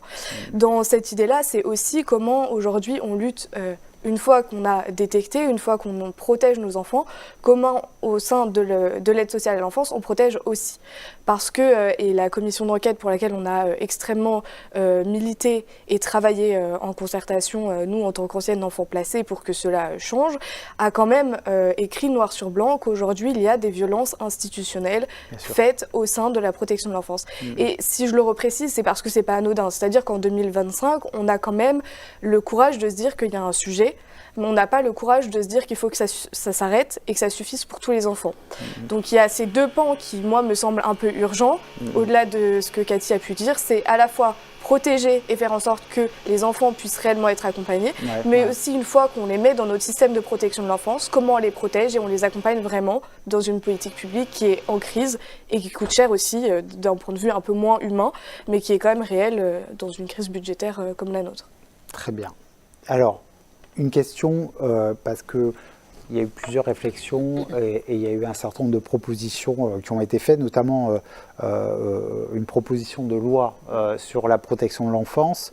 On en a entendu parler, voilà, ça disparaît et puis ça réapparaît. Est-ce qu'on peut avoir quelques éléments justement sur le contenu de cette loi? C'était la fameuse loi Vautrin, l'ancienne ministre en exercice. En quoi ce véhicule législatif peut-il contribuer à améliorer la situation? C'est quoi son contenu et en quoi cette PPL elle peut être utile? Alors effectivement, 4 axes majeurs qui ont été un peu déterminés dans le cadre de cette PPL. Un premier qui est plutôt sur une notion de agir précocement, donc une notion de préventive, même si on reste dans de la protection de l'enfance, et plutôt zoomé sur la question des 0-3 ans. Donc derrière, vous avez tout ce qui serait de nature à travailler sur les mesures d'action éducative à domicile, sur la subsidiarité, ce principe de subsidiarité qui était inscrit dans la loi de 2007, mais qui a bien de la peine aujourd'hui à trouver sa place, puisqu'aujourd'hui on a plus de placements judiciaires et de mesures judiciaires que de mesures dans le cadre préventif et donc administratif. Ça, c'est un premier axe. Donc vraiment un zoom sur les petits, les 0-3 ans, et puis cette notion de prévenir au travers de mesures qui sont déjà existantes mais qui seraient améliorées. Deuxième axe, plus d'implication des familles, mais versus une implication des familles qui pourrait viser une intention portée à l'égard de l'enfant, c'est-à-dire qu'un enfant qui va bien est un enfant qui resterait à minima dans son entourage familial. Donc aujourd'hui, on fait un chemin qui consisterait à dire que là où on pensait avant le placement en famille d'accueil, donc on confiait des enfants dans les familles d'accueil, aujourd'hui on parle d'accueil en famille. Donc même le vocable évolue dans la loi et viendrait dire qu'il y aurait quelque chose à beaucoup plus creuser dans l'entourage naturel de l'enfant, voire l'entourage amical, mais qui demain pourrait être amené à accompagner ses enfants. Donc dedans, il y a tout ce qui est de l'accompagnement durable et bénévole, tout ce qui est du tiers digne de confiance, etc. Ça, c'est le deuxième axe. Troisième axe, c'est plutôt sur la sécurisation concernant le statut de l'enfant. À la fois accélérer les mesures en CESEC. La CESEC, c'est une commission qui se réunit et qui doit regarder en fait quel est le statut de l'enfant en matière de délaissement parental. C'est-à-dire à partir de quand on dit qu'un enfant peut être considéré comme délaissé et à partir de quand il peut basculer dans ce qu'on appelle l'adoption simple. Donc une volonté de travailler là-dessus. Et un quatrième axe qui est beaucoup plus marqué du côté de la gouvernance à simplifier et de faire en sorte que sur les territoires peut-être on généralise, ça c'est une des pistes, les comités départementaux de protection de l'enfance, CDPE, qui étaient expérimentales dans le cadre de la loi Taquet et qui aujourd'hui iraient à se généraliser. Voilà en gros les 4 axes que porte la loi. D'accord. Est-ce que par rapport à ce contenu, il vous semble que ça peut permettre de faire évoluer la situation et quels seraient parmi ces 4 axes, l'axe le plus intéressant pour l'avenir de la protection de l'enfance? Même si j'ai bien compris que ça n'allait pas tout régler, mais on fait du petit pas là. Bien sûr, sur les petits pas, nous on a toujours plaidé sur une réforme structurelle. Je pense qu'on est tous d'accord, il y a besoin d'un changement. Cependant, on préfère mettre des garde-fous dans la protection de l'enfance et je pense que c'est essentiel parce qu'on a vu beaucoup de lois avec beaucoup de décrets qui mettent très longtemps à arriver et des enfants qui en décèdent entre-temps parce que ces décrets sont pas là. C'est aussi ça la réalité. C'est pas que des exigences administratives ou politiques, c'est derrière des vies qui sont réellement mises en danger et je pense notamment à la petite Lily qui est décédée à l'hôtel et entre-temps le décret n'était pas sorti pour interdire les enfants dans les hôtels, ce qui paraît finalement assez fou en réalité de se dire qu'on a des enfants placés, confiés à l'État qui se retrouvent seuls dans des hôtels. Sur cette, il faut avoir une vision pragmatique des choses et pas partir dans des grandes ambitions qu'on ne pourra pas, en tout cas qu'on tiendra des années plus tard. On a un peu un mot d'ordre par malheureusement habitude, c'est de ne pas vouloir empiler les projets de loi, les propositions de loi qui malheureusement se répètent, qui malheureusement portent le nom du ministre actuel, mais qui ne changent rien dans le fond. Nous, on sera toujours derrière les politiques publiques parce que si on revient après tant d'années, après 18 ans au sein de la protection de l'enfance, c'est qu'on croit en ce système, mais on croit surtout en son amélioration. Là, il n'y a pas de doute et je lance un appel appel en disant que vous nous trouverez toujours en tant qu'experts sur le sujet. Malheureusement, on voit aussi toutes les difficultés de l'ambition. Là, la proposition de loi, elle a quelques axes et encore, on n'a pas forcément de nouvelles de où est-ce que ça en est au niveau du gouvernement. On est quand même dans une instabilité aussi nationale et globale qui fait que on n'est encore pas la priorité parce que nous avons une haute commissaire mais nous n'avons pas de ministère. Donc il faut aussi prendre ce contexte-là sur la réalité du traitement de l'enfance. Cependant, on a quand même des avancées et c'est là où nous, on concentre aussi tous nos efforts parce que parfois, à vouloir faire du très grand, du très sensationnel, on passe à côté de ce qui est essentiel.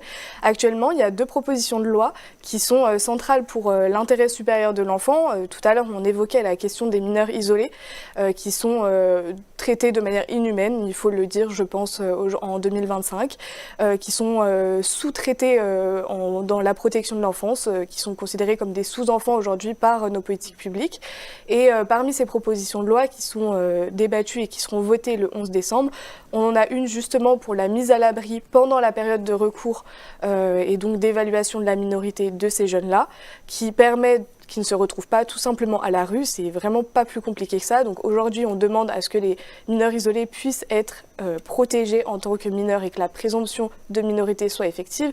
Et puis, de manière encore très concrète et dont on espère qu'on pourra aller plus loin avec la proposition de loi que je continue d'appeler Vautrin, on verra comment elle évoluera, c'est la proposition de loi sur rendre obligatoire l'avocat pour tous les enfants qui sont en mesure éducative ou dans la protection de l'enfance en général.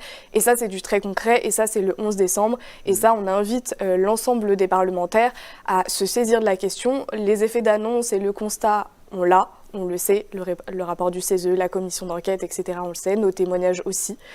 Aujourd'hui, ils peuvent agir concrètement pour des mesures. Nous travaillons pour et il est essentiel que, petit à petit, comme on le disait, ça puisse avancer aussi comme ça, en parallèle de grands projets structurels qu'on demande depuis des années.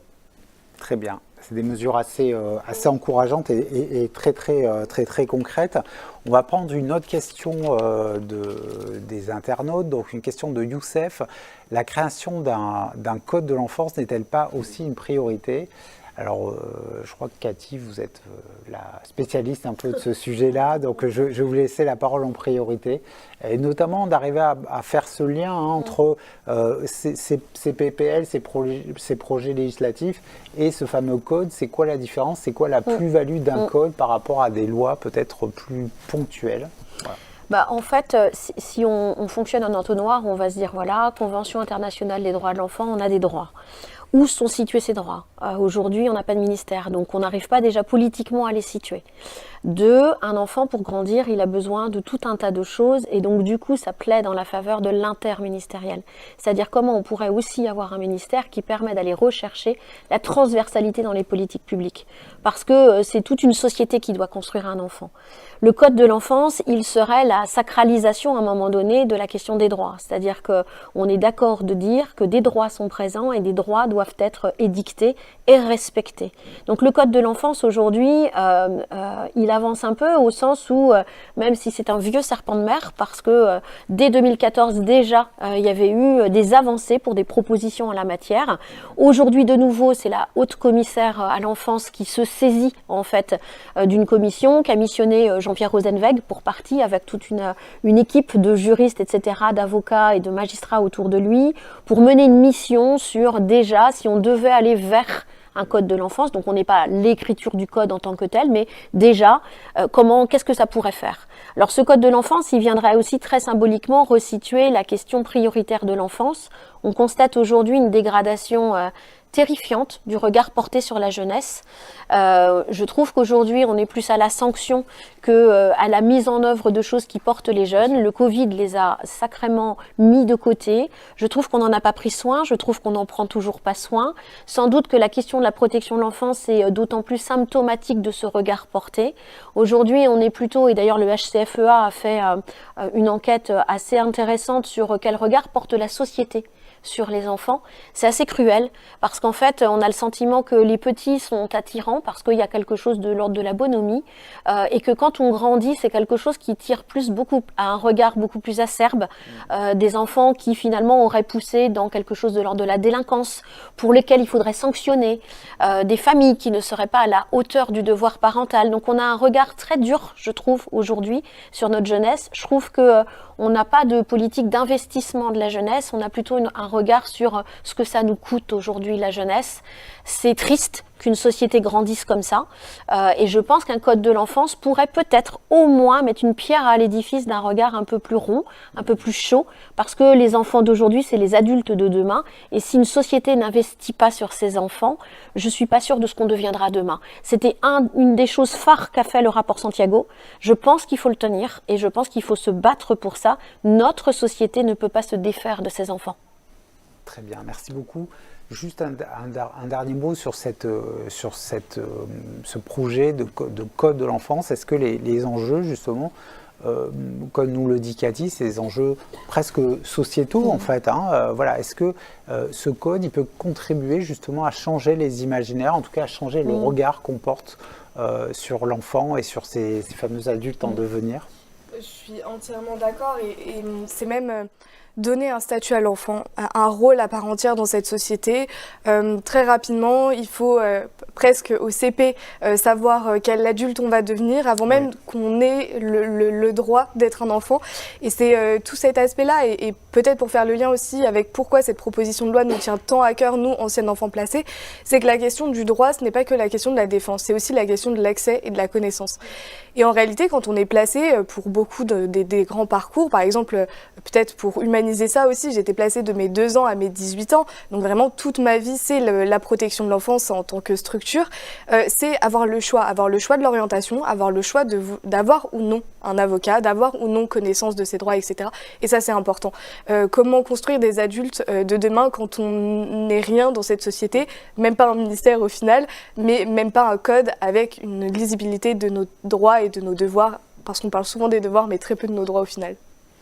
Très bien, mesdames, je vous remercie beaucoup pour ces réflexions et ces nombreuses propositions qui nous permettent d'envisager avec un petit peu plus d'optimisme l'avenir de la protection de l'enfance. Une question de plus en plus préoccupante quand on aborde la situation des jeunes est aussi celle de la santé mentale de ces derniers, une thématique d'actualité dont nous allons débattre lors de notre prochaine séquence. Avant que nous débutions celle-ci, découvrons le dispositif Hannah Arendt. Celui-ci est porté par la mutuelle La Mayotte en région parisienne. Il s'adresse à des jeunes en situation de handicap et aussi accompagnés par la protection de l'enfance. Reportage. Alors le dispositif expérimental Hannah Arendt est un dispositif qui a ouvert en 2019.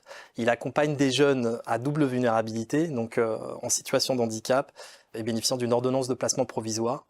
C'était un dispositif qui est cofinancé par l'Agence régionale de santé Île-de-France et par la Direction des solidarités donc de Paris, le département de Paris. C'est des jeunes sur le dispositif qui souffrent soit des troubles du comportement, des troubles psychiques et des troubles du spectre de l'autisme ou plus généralement des troubles neurodéveloppement.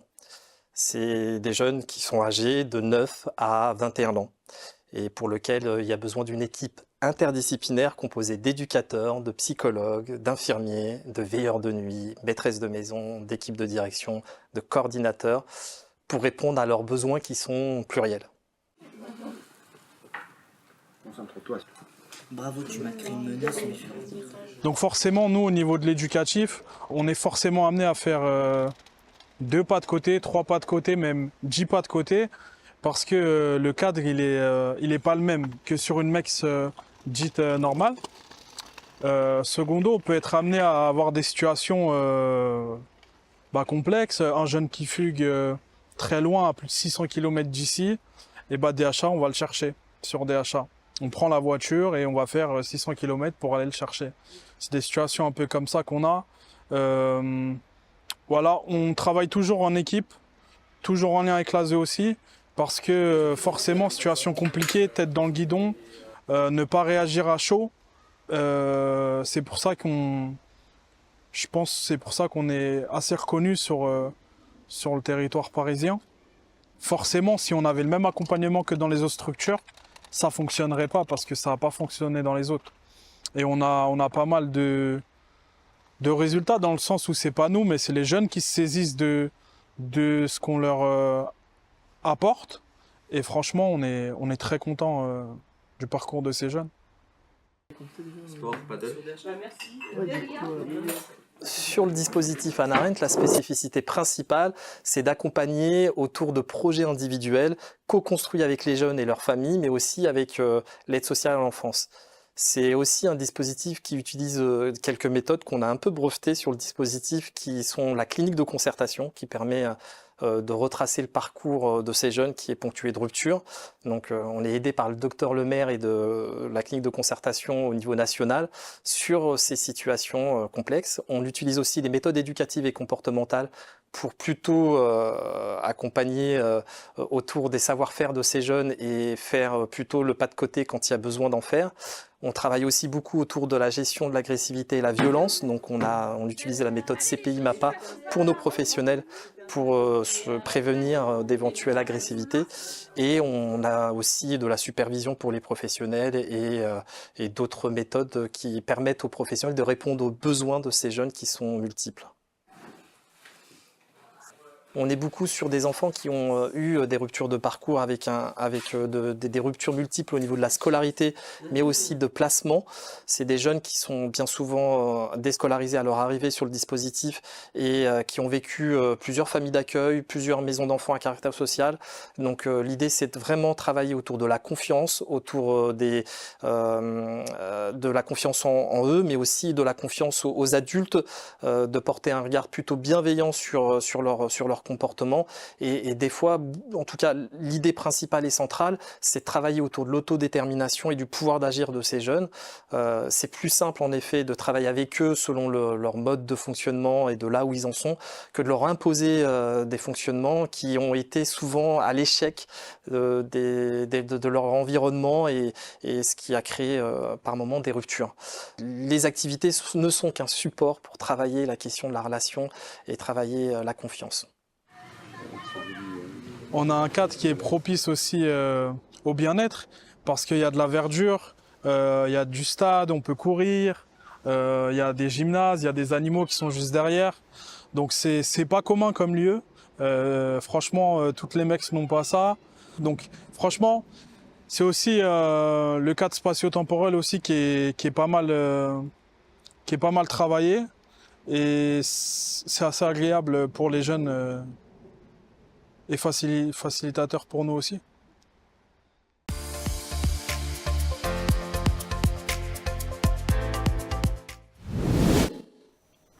Alors les enfants et les jeunes sont particulièrement touchés par des problématiques de santé mentale, on le sait tous. Si cette thématique a été déclarée grande cause nationale, de nombreux progrès restent encore à accomplir. Comment tous ces jeunes trouvent-ils leur place dans ce monde de plus en plus incertain, dans lequel de nombreux repères vacillent? Quelles sont les solutions envisagées pour améliorer leur situation? Pour répondre à toutes ces questions, je suis très heureux d'accueillir sur ce plateau tout d'abord Elno Herrier, rapporteur au CESE du récent avis sur la santé mentale des jeunes, avis qu'on peut retrouver sur le site internet du CESE et que je vous montre parce qu'on a réussi à l'avoir un peu en exclusivité, donc je vous le montre, on est très content. Donc merci beaucoup d'être présent avec nous. Et puis on accueille aussi Darius Schneiderlin, un jeune en formation prépart au sein de la Fondation Apprentis d'Auteuil, une organisation qui est connue de tous et qui accompagne la jeunesse en difficulté depuis maintenant plus de 150 ans. Si on revient à cet avis, Elno Herrier, on parle beaucoup de la dégradation de la santé mentale des jeunes.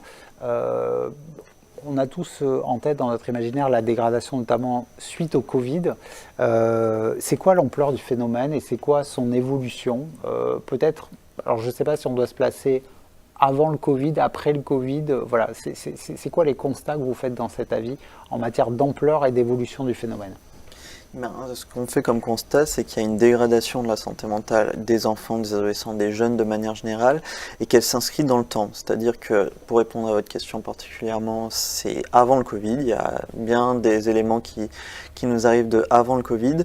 Le Covid a pu aggraver certains points il a pu aussi surtout mettre en visibilité l'ensemble, puisque c'est au sortir du Covid qu'on voit que dans le débat public, ou en tout cas plus de prises de parole ont pu être effectuées sur le sujet, ce qui a d'ailleurs donné lieu à la grande cause nationale cette année.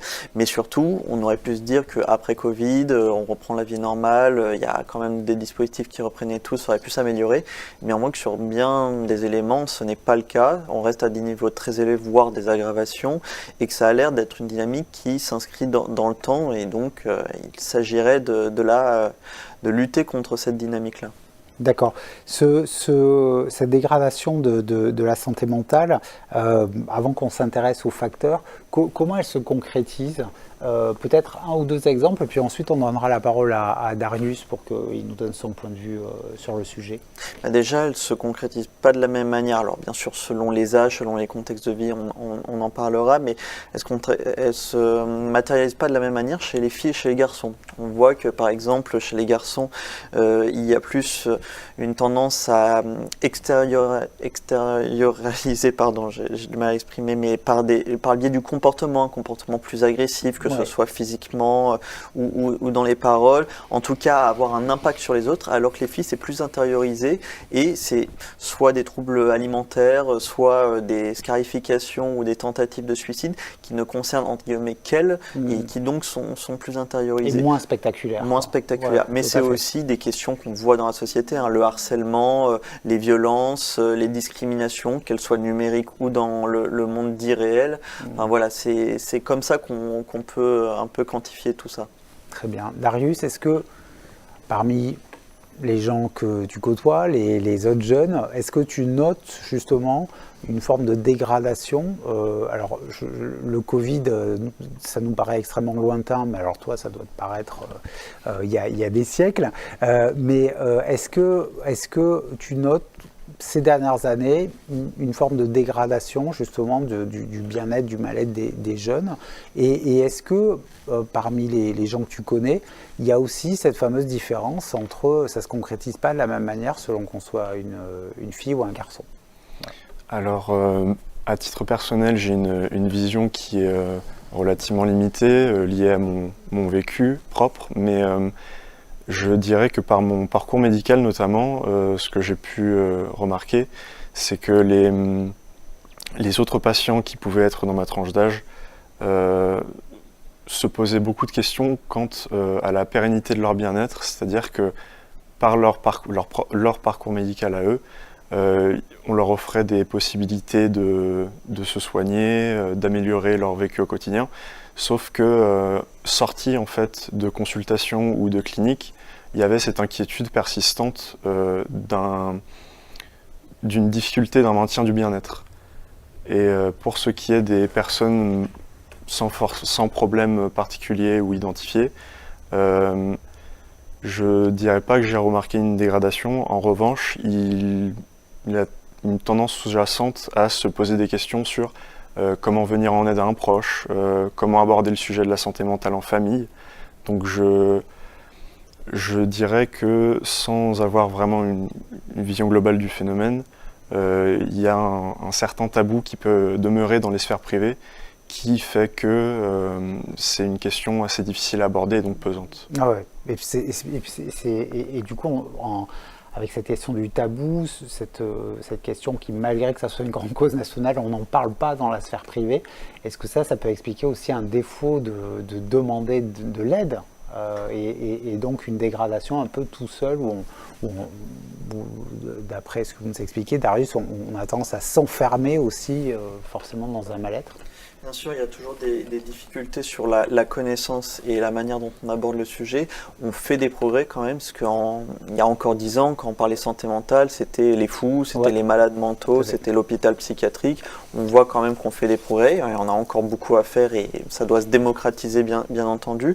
Mais par contre, c'est sûr que dans la manière de l'aborder, et notamment comme nous, pendant les travaux, on a eu un panel de jeunes et adolescents, les premières choses qu'ils nous disaient, c'est qu'il y a vraiment un travail de la confiance entre notamment les enfants et les adultes à retravailler, puisque c'était dit dans l'émission, mais comment est-ce qu'on prend en compte la parole des enfants, puisque c'est bien beau et c'est très bien de dire qu'il faut s'exprimer, qu'il faut libérer la parole, mais il faut en faire quelque chose de cette parole. Il faut qu'il y ait une réaction, il faut qu'il y ait des actions.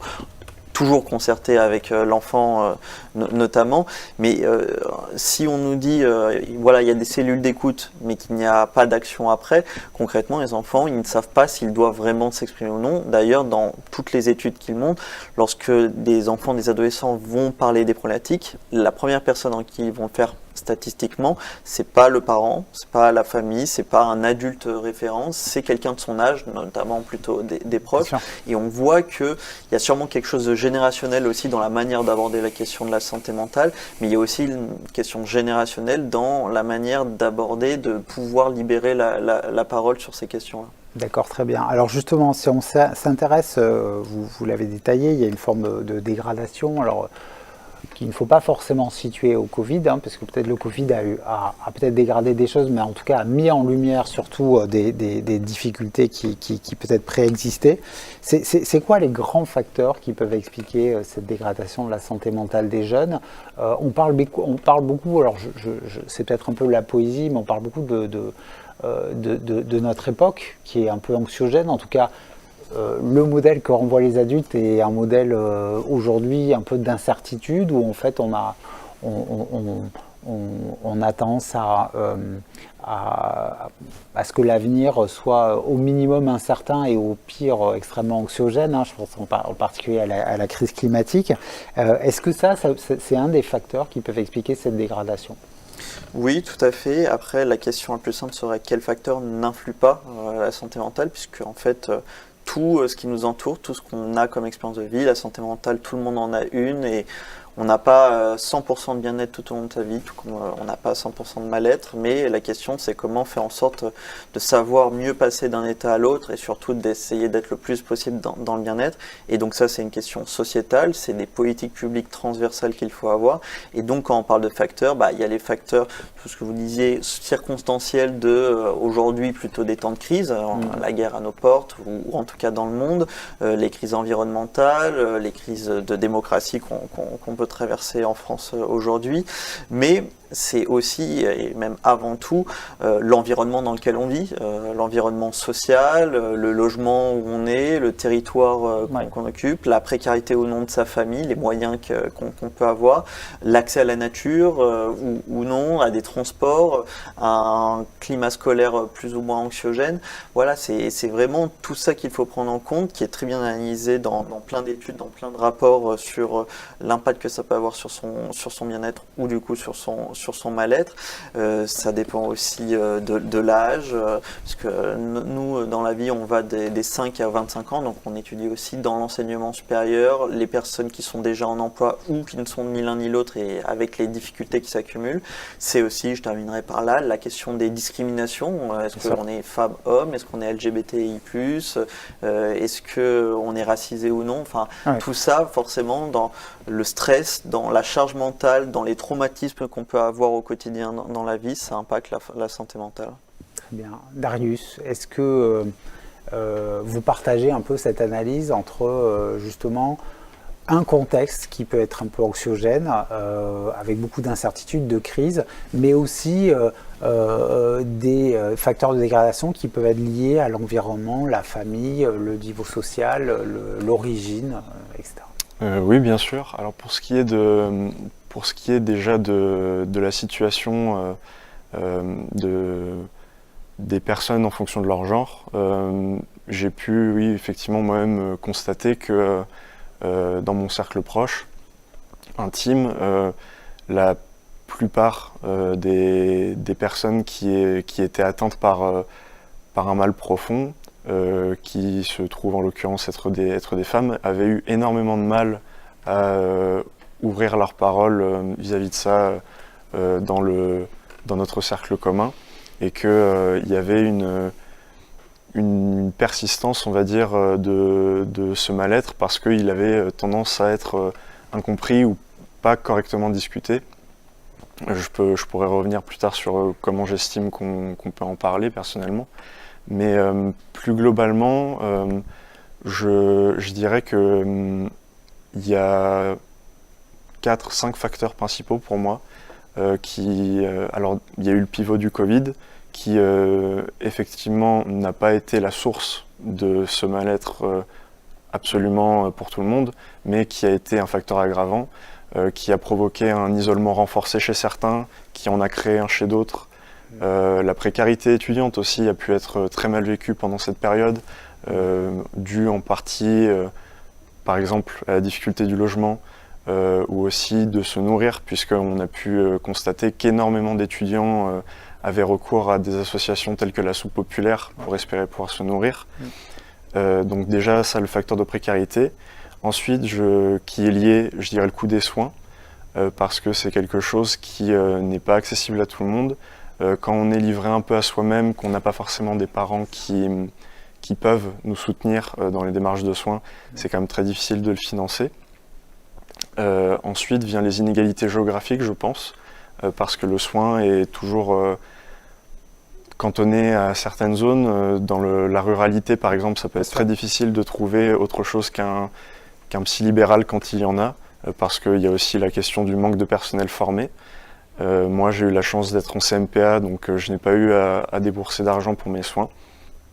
Et je dirais qu'avec ce facteur s'accompagne aussi un manque de prévention dans les espaces scolaires pour le public de tout âge, que ce soit les professeurs ou les élèves, de la maternelle jusqu'au lycée, parce que c'est dans ces environnements-là que, en tant qu'enfant, on se montre, on se développe beaucoup, et en fait, c'est aussi dans les périodes de l'enfance ou de l'adolescence que se manifestent le plus concrètement des sources de mal-être. Alors ça peut être la dépression, le trouble du comportement alimentaire ou même de l'anxiété, ainsi que des troubles, enfin pas des troubles, mais plutôt des neurodivergences, l'autisme, le TDAH. Et donc je pense qu'il est crucial pour cette population-là, qui est en contact avec la jeunesse, de pouvoir être à même d'identifier en fait certains signes avant-coureurs. Très bien, mais ça on évoquera cette question évidemment parmi les pistes d'action, cette question de la prévention, on évoquera ça dans les prochaines questions, mais effectivement c'est une question tout à fait centrale. Vous aviez évoqué, Elno, cette question de l'aide entre pairs, donc pour favoriser l'accompagnement de tous ces jeunes en situation de souffrance. De nombreuses organisations ont vu le jour ces dernières années, et elles sont parfois portées, vous le disiez, par les jeunes eux-mêmes. C'est le cas de La Famille, un réseau d'entraide de jeunes de 18 à 29 ans d'harmonie mutuelle. Pour nous en parler, je voudrais qu'on donne la parole à François-Xavier Crépin, qui est vice-président de ce réseau, donc de La Famille, et qui intervient à distance. François-Xavier Crépin, bonjour. Donc vous êtes vice-président de La Famille. Est-ce que vous pouvez nous expliquer comment ce dispositif est né et qu'est-ce que La Famille? Avec plaisir.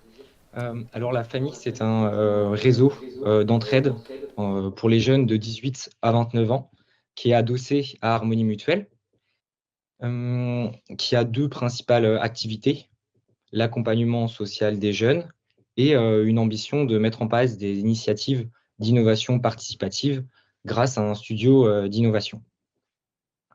Alors, comment est né le projet?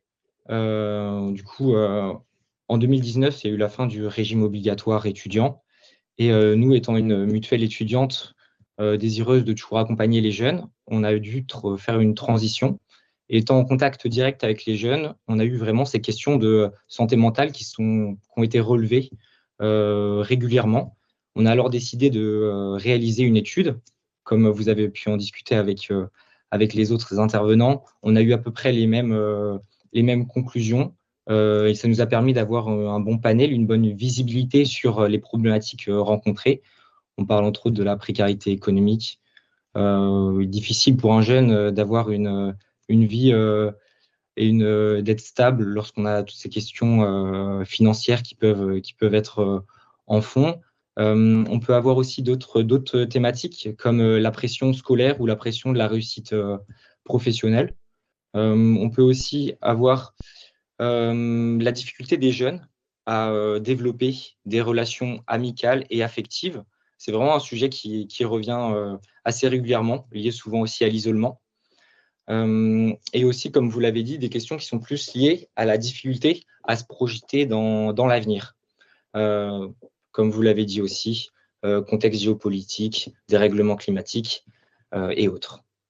C'est ce qui nous a amené du coup à vouloir développer ces deux actions que sont l'accompagnement social jeune et du coup le studio d'innovation. Donc peut-être je pourrais vous développer par la suite. Eh ben, je vous invite à le faire. Est-ce que vous pouvez nous expliquer justement le contenu de ces deux dispositifs que vous portez au sein de la famille? Yes, alors ces deux dispositifs rentrent vraiment dans notre mission principale qui est d'accompagner les jeunes sur leurs problématiques sociales, de logistique, administrative, pour leur permettre de pouvoir mener à bien leurs projets personnels dans des conditions de bonne santé et de bien-être. L'accompagnement social jeune est vraiment axé sur du coup une ligne d'écoute avec des travailleurs sociaux qui vont pouvoir répondre à toutes les questions qu'ont les jeunes au niveau du logement, de l'emploi, des démarches administratives, de leurs relations. L'objectif est vraiment là de pouvoir répondre à toutes les questions et les accompagner dans la durée pour pouvoir un peu les délester de certains poids. Aujourd'hui, on a eu plus de 2000 jeunes qui ont contacté le service et 600 jeunes, plus de 600 jeunes, quasiment 700, qui ont été accompagnés depuis sa création. Et de l'autre côté, le studio d'innovation, qui lui a pour ambition de faire naître des projets et des solutions vraiment à partir des jeunes, puisque l'ambition, c'est vraiment de créer des actions des jeunes, par les jeunes, pour les jeunes. Cela prend plusieurs formes. On va entre autres avoir des week-ends d'innovation pour faire jaillir un peu les idées et commencer à développer les projets. On a d'ailleurs eu un hackathon récemment qui a permis de développer plusieurs projets, dont le lauréat qui s'est axé en fait sur la relation aidant-aidé, en partant du postulat qu'il y avait pas mal de jeunes qui se retrouvaient dans une situation d'aidance et qui avaient encore, comme l'ont dit certains intervenants, des difficultés à pouvoir communiquer sur leurs problématiques, sur les difficultés qu'ils rencontraient. Et l'objectif du coup de ce lauréat est vraiment de créer un carnet où le jeune et du coup l'aidé et l'aidant vont pouvoir communiquer à l'écrit pour pouvoir fluidifier la relation et simplifier un peu la vie au quotidien. Du coup, voilà un peu les projets qu'on a et aussi l'ambition de pouvoir accompagner à plus long terme ces projets avec des accompagnements de 2 mois, par exemple, sur du maquettage ou encore plus longtemps, de 6 mois à 1 an, pour vraiment développer et pérenniser ces projets. Très bien, je vous remercie beaucoup. On vous remercie beaucoup pour ce témoignage et on va reprendre le fil de nos discussions avec nos intervenants. Alors, cette fois-ci, je vais me tourner vers Darius. Si on envisage justement les solutions. Alors, ce qui est très intéressant dans le témoignage qu'on a eu, c'est que vraiment, il y a un système de, j'allais presque dire de père aidance, hein, c'est-à-dire que c'est les jeunes qui travaillent avec les jeunes. Est-ce que Darius, selon toi, ça c'est hyper important qu'il y ait des systèmes organisés comme ça où les jeunes peuvent se soutenir entre eux? Parce que moi j'ai l'impression que d'après ce que vous nous dites, il y a des problématiques, et nous l'a un peu dit, il y a des problématiques que quelque part les adultes ne peuvent pas toujours comprendre. Est-ce que c'est important qu'il y ait cette espèce de solidarité générationnelle autour de ces problématiques de santé mentale? Est-ce que ça fait partie des pistes à développer? Pour moi, oui, ça ne fait aucun doute, parce que c'est vrai que il demeure une certaine stigmatisation de la santé mentale, toujours assez caricaturée, dans le sens où on peut en dire par exemple que c'est un peu le problème des gens qui n'en ont pas, ou alors que à l'inverse, c'est une question à se poser quand on est bon pour l'asile, ou alors que vraiment quelque chose ne tourne pas rond chez nous. Donc oui, je pense que l'entraide entre jeunes est essentielle. Pour moi, je dirais même que renforcer le tissu associatif et militant, c'est quelque chose d'assez indispensable à notre époque, parce que non seulement ça donne aux jeunes un espace d'existence qui est conscient de leurs problèmes, En plus de ça, ça peut briser la sensation, l'impression d'impuissance qui peut exister quand on est dans le mal. Et pour ce qui est du militantisme, parce que ça peut permettre de faire porter sa voix, comme les intervenants précédents ont pu le faire savoir, que c'est vraiment essentiel parce que c'est grâce à ça que les luttes pourront avancer. Et je pense aussi qu'une des démarches qui pourrait aider le soin des jeunes, ce serait de faire un peu plus d'informations autour des métiers qui appartiennent au corps du soin, parce que très souvent, quand on soupçonne d'être atteint d'un trouble, on va nous conseiller d'aller voir un psychologue ou un psychiatre, mais il y a plein d'autres métiers qui concernent cette sphère du soin, infirmiers, ergothérapeutes, neuropsy, qui ont tendance à encore être aujourd'hui assez méconnus du grand public. Je pense qu'en conséquence, il faudrait pouvoir apporter des informations plus régulièrement et que ça soit rendu public plus régulièrement, leurs fonctions à ces soignants-là et leur méthode de travail. Parce que pour moi, le soin a une composante humaine intrinsèque. C'est-à-dire que, en fait, il faut pour moi qu'il y ait un lien de confiance qui puisse se créer entre le soignant et le patient. Sinon, on ne peut pas en fait faire d'avancées significatives si on ne se sent pas à l'aise dans le cadre du soin. Et je conclurai en disant que pour moi, il faut vraiment essayer de déboulonner un peu cette image aseptisée et très dans un cadre professionnel, même si bien sûr il faut poser des limites à la relation qui peut s'établir entre un patient et son soignant, pour rendre la pratique plus sensible, plus sensible, un peu plus chaleureuse. Et ça pourrait grandement, je pense, aider les jeunes à aller à s'engager dans une démarche de soins. Très bien. Il y a beaucoup de choses qui ont été dites. Il y a le côté solidarité générationnelle, allant jusqu'au militantisme. Alors ça, je ne sais pas si ça avait été évoqué dans l'avis du CESE. Il y a aussi cette idée très intéressante qu'il n'y a pas que le psy, mais il y a aussi toutes sortes de professions et que celles-ci ne sont pas forcément connues. Comment vous réagissez déjà à ces propositions-là et qu'est-ce que vous proposez en plus dans la vie? C'est sûr que déjà, si on regarde la politique de la France aujourd'hui, c'est le curatif. C'est comment est-ce qu'on accompagne et qu'on soigne plutôt que de penser à l'amont. Et dans l'amont, il y a beaucoup de choses qui jouent. Et d'ailleurs, si on agissait plus sur l'amont, le curatif pourrait aussi s'en sortir grandi.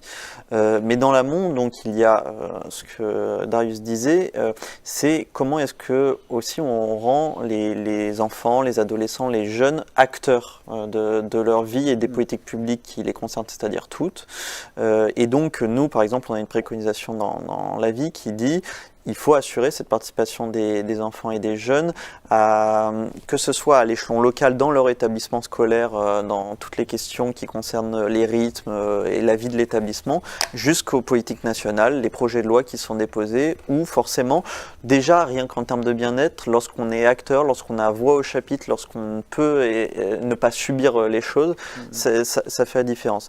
Mais bien entendu, c'est donc aussi changer de prisme en ne mettant pas tout sur le curatif, mais aussi en rééquilibrant un peu avec la prévention. La prévention, c'est certes des actions comme on a entendu, entre pairs, aller vers, des méthodes à innover, mais c'est aussi et avant tout l'éducation. L'éducation, et ça me permet de prendre un exemple que je n'ai pas cité tout à l'heure chez les facteurs, mais quand on parle d'éducation au numérique aujourd'hui, le monde numérique, c'est quand même une problématique, un facteur nouveau dans la question de la santé mentale des jeunes par rapport à il y a 10-20 ans, qui a un impact sur le sommeil, sur la concentration, sur le cyberharcèlement, des choses comme ça. Et donc, si on n'éduque pas, alors bien entendu, on va nous dire, mais les générations actuelles, elles ont vécu dedans tout le temps, elles savent tout. Bah oui et non. Oui, elles sont bien entendu plus sensibilisées que les plus vieilles générations, dont je fais partie aussi, hein, mais qui n'ont pas vécu toute leur enfance dans ces questions-là. Mais par contre, savoir lutter contre la désinformation, reconnaître l'indésinformation, savoir comment reconnaître des faux comptes par rapport à du cyberharcèlement ou pas, enfin, c'est des choses dans lequel il faut une éducation pour les enfants, mais une éducation pour les parents aussi, puisque là aussi, pour que les parents comprennent et que ce dialogue puisse reprendre, il faut les éduquer, et ça concerne le numérique, mais ça concerne l'éducation à la vie affective, relationnelle et sexuelle, dont vous avez un peu évoqué aussi, les compétences psychosociales pour développer l'empathie et les envies de collectif. Donc voilà, c'est aussi sur toutes ces questions-là, parce que le curatif, il faut toujours en avoir, et on voit les campagnes de sensibilisation, c'est là la réponse sur la santé mentale, c'est quand même mon soutien psy. Mon soutien psy, c'est accéder à du curatif. Et bien sûr qu'il en faut. Et d'ailleurs, il en faut, et il faut régler des questions de crise sur les professions, notamment psychiatre, psychologue, pédopsychiatre encore plus, mais aussi toutes les professions, par exemple en première ligne dans le scolaire, les médecins, les infirmières scolaires. Enfin, il y a des moyens à redonner, si on veut vraiment lutter pour ces questions-là, mais en rééquilibrant en effet avec un changement de prisme qui serait de pouvoir réagir sur l'amont. Très bien. Alors justement, ces propos rejoignent une question d'un internaute, de Vincent. Ne faut-il pas aussi améliorer la prévention en santé mentale et mieux orienter les jeunes? Peut-être, puisqu'on a évoqué beaucoup cette question de la prévention, moi je voulais interpeller tout d'abord Darius sur la question de l'orientation. Effectivement, l'orientation, quand on est jeune, qu'on est en souffrance comme ça sur le plan mental, est-ce que forcément on a la bonne info de qui aller voir, voilà. Alors vous aviez évoqué ces fameuses inégalités qui peuvent exister entre des parents qui ont les moyens de payer l'intervention de libéraux et puis d'autres qui ne le peuvent pas. Mais est-ce que globalement, puisque vous avez évoqué cette question de meilleure information, on sait comment on s'oriente et comment il faut s'orienter? Est-ce qu'il n'y a pas des progrès à faire sur ce terrain de l'orientation? Alors, pour ce qui est de l'orientation, je pense que oui, on peut toujours faire mieux, comme l'a dit M. Herrier, avec une prévention au plus tôt dans la vie des jeunes et des personnes qui encadrent leur éducation. Après, il existe déjà, certes un peu tard, mais il existe déjà certaines structures qui essayent d'informer les jeunes au niveau de leur droit aux soins, et même dans les structures soignantes, on peut voir de plus en plus apparaître des fiches informatives où on énumère les droits des patients, où on explique comment devrait se dérouler leur parcours, comment devrait-il être traité pour que ça soit en adéquation avec leurs droits. Donc je pense que oui, il existe déjà des outils de prévention qui sont pour l'instant un peu trop discrets, et j'ajouterais que depuis tout à l'heure, on a quand même beaucoup parlé du circuit de soins entre guillemets conventionnel, mais je pense que ce qui peut aussi aider les jeunes à s'en faire un avis de si ça leur convient ou non, ça peut être de se renseigner en suivant certains mouvements qui, eux, sont entre guillemets dédiés à l'étude, si je puis dire, de la psychiatrie, notamment je pense au mouvement anti-psy, qui, alors dit comme ça, pourrait paraître de nom pour un simple mouvement abolitionniste, mais qui en fait, au cours du siècle dernier, a pu aider à mettre fin aux mauvais traitements dans ce qu'on appelait les asiles psychiatriques, a aussi pu permettre la lutte pour les droits des malades, et justement c'est un mouvement qui de plus en plus se revendique par les réseaux sociaux. Alors évidemment, il faut toujours faire attention à ce qu'on nous dit, aux sources d'information. Moi, je ne saurais pas vraiment conseiller sur le sujet, mais je pense que des systèmes de prévention existent, mais qu'il faut toujours savoir où regarder, et que c'est peut-être un peu le problème, que c'est pas assez indiqué. D'accord. Alors sur cette question de...